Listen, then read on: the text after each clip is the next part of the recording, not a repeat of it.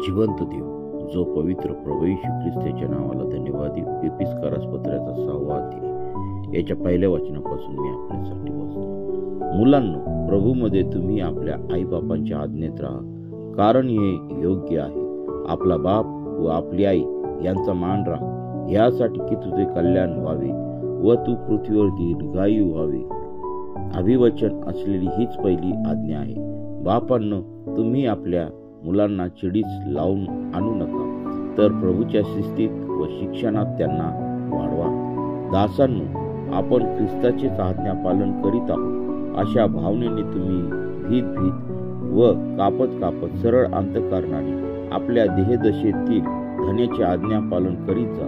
माणसांना खूप करणाऱ्या लोकांसारखे तोंड देखल्या चाकरीने नव्हे, तर देवाची इच्छा मनापासून पूर्ण करणाऱ्या ख्रिस्ताच्या दासासारखे ते करीत जा.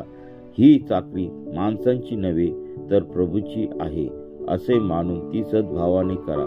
कारण तुम्हाला माहित आहे की प्रत्येक जण, मग तो दास असो किंवा स्वतंत्र असो, जे काही चांगले करीतो तेच तो प्रभूकडून भरून पावेल.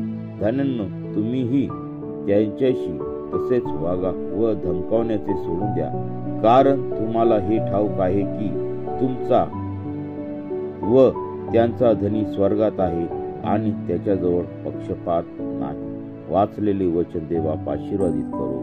आमेन.